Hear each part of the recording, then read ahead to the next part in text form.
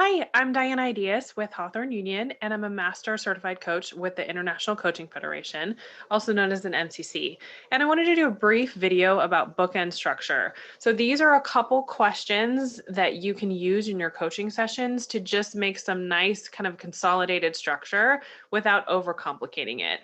Also, for those of you who are familiar with the ICF PCC markers, we're transitioning the markers relatively soon. At the same time, I think referencing the markers can be a way to make sure that we have important coaching elements and are able to really be present with our clients.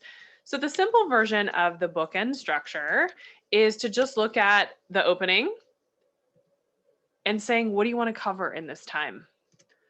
What do you want to take away from this session? So it keeps it really simple. As coaches, we are not supposed to drive the agenda. Our client is supposed to be in that driver's seat. Obviously, if you're mixing consulting or mentoring or management or teaching, that's fine. But if you're looking for ICF or International Coaching Federation coaching, you want to keep it really broad and really open. And this is my language. You don't have to ask these. We're not stacking them together, right? What do you want to cover in this time? Get some of the answer. What do you want to take away from this session? Okay, we're talking about time management. What would you like to take away? It's okay if your client doesn't know what they want to take away from the session. That's not a problem. We're still presenting the opportunity though for them to start thinking about that. It's okay if it changes over time. Then as you go through the session, there's a check-in point, right? How are we doing on the objective that you set? You said you wanted to take away X. How are we doing, right? You don't necessarily have to have in your notes the very specific thing they said that they wanted to take away. You can just say, how are we progressing so far? What's been helpful for you about this session and what do we still need to cover, right? Like you can try on your own language. It doesn't have to be my language, but this is just a simple way to do it. Then as you go through the session and you're talking more to the person, then getting to the end of the closing, what are you taking away from the session? This is a nice, broad, open-ended question. So all of these questions are open. So these are just something to think about. These are standard questions that I ask all the time. It doesn't have to be so often people are looking for the perfect question or the best question ever. Really there's some beautiful simplicity here. So I'm going to go a little bit more in depth to each of these sections and reference the ICF PCC markers. So happy to kind of take you in a little bit deeper. If you're pausing here, what I will say is if you go to hawthorneunion.com and check out the book, Listen, Mentor Coaching for Coaches, it's a fun coffee table guide if you want to dig in a little bit more. If you're staying with me for a couple more minutes, I'm happy to have you. All right. So as we think about the opening, the PCC markers I'm referencing are its competency to creating the coaching agreement. Now, as we evolve into the new markers, these shift a little bit, but these are still really strong coaching elements. So when you think about number one, what would you like to focus on? That's this first marker right here. Hey, what do you want to talk about in this session? What do you want to take away from this session? It's looking at like, what is the success measures? You can say like, how are you measuring success? Or what do you want to make sure you leave with? However you want to phrase that. This really changed my coaching. What would it be like if, well, I want to have a plan. I want to have more confidence. What would it be like if you had more confidence, right? That's a whole different level of depth in your coaching sessions right at the beginning.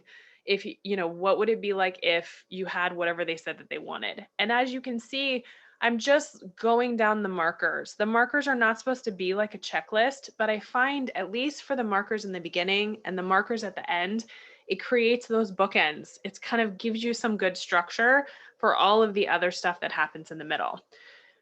I don't necessarily do this one. You don't have to. I would say, like, what do we have to address or resolve? To me, this gets a little bit more heady. It's just not really my style. So that's the other thing. I'm sharing with you how I coach, but this is about how you coach and what your style is. So I don't have a question that I necessarily ask for number 4, but I do hop down to number 5 and say, where would you like to start? So these are pretty standard questions for me, especially if I'm coaching in the ICF capacity, right? What would you like to focus on? What do you want to take away? What would it be like if you took that away? Okay, so there's a lot there. Where should we start? So that's usually about 2 minutes, maybe 10 minutes. It depends on how long your session is. It's okay if the coaching agreement goes throughout the whole session. So establishing the coaching agreement, or establishing and maintaining agreements as it's now called, are some of the most important markers when you're establishing yourself as a coach. Whether you're going for International Coaching Federation certification, credential or not, these really help you kind of set up the session. Then there's a lot that happens. There's a lot that happens in the session. There's a lot of listening, and you're asking questions and you're doing reflections, and emotions are coming up and the client's tone is changing, and there's so much happening. Because there's so much happening, sometimes where you're going has changed. And so one of the things that I do recommend is that check-in point. The markers I brought up are the end, because I'm purposely talking about bookends, like the beginning markers and the end markers. So the one we're looking at here is just this 9.1. Invites or allows clients to explore progress towards what they want to accomplish in the session. How are we doing on the objective that you set? You don't have to say objective. If you actually remember what they said they wanted, you mentioned you wanted a plan. How are we doing? Right? We're working on your confidence level. How confident are you now? Right? You're just kind of checking in. Sometimes in my book, Listen, Mentor Coaching for Coaches, I talk about this with dance partner, right? So sometimes if you're supposed to do the waltz and then all of a sudden you're doing the tango, you're just like, hey, we were going to waltz. How's that going? Right? Oh, now we're tangoing. Oh, maybe the tango is more important. It's not on us as the coach to decide what's most important. Our client is in that driver's seat. If the client says they want pizza and all of a sudden you're on your way to tacos, doesn't mean tacos aren't amazing, but it's like, hey, you said you wanted pizza and it looks like we're going for tacos. You don't even have to finish that. You can just stop and let silence, and then they can be like, oh yeah, we're going the wrong way. Let's go get pizza. Or, you know what? Actually, I think tacos are so much more important to me than pizza right now. The point is, as the coaches, we're not attached, but we are kind of dropping that pin, right? To say, hey, how are we doing on this? So it's good to have these. You can have another way I refer to this in Listen is anchor. It's anchoring back to the agreement that you set. So it's saying, okay, dropping that pin. Okay, we said we wanted this. How are we doing? So you can ask this throughout. You can also do this in different ways. You can do this in the way that brings in creating awareness. What's been helpful for you about this session so far? Or what are you learning about yourself? Or what are you learning about your situation? So those of you familiar with the PCC markers, I'm starting to pull in those creating awareness markers, that competency 8, right? You don't have to do that. There's a bunch of different tactics, but I do think, hey, we said we were going to do this. How are we tracking? Where are we going? If you were driving somewhere far away, you're probably going to stop along the way, right? So you're just stopping and checking in. Do I know where we're still going? Then as we move into the closing, back with those markers at the end, going down to what would you like to commit to? This is how I do this. Kind of 9.2 and 9.3 is just what would you like to commit to, right? Even if they've already said, oh, I need to do this and this and this, you can even say, hey, you mentioned a number of things. What would you like to commit to? What support do you need? So that's when I'm still in these markers right here. And then also looking at, what's that accountability look like? Now, I say support. Some people say accountability. You can decide what works best for you and what works best for your client. Is there anything else you would like to cover? Now, this is a closed question. We try to have our questions open as much as possible, but it's not a deal breaker. You can ask closed questions intentionally, and sometimes it's good to just feel like, is there anything else? This is the beginning of me partnering to close the session.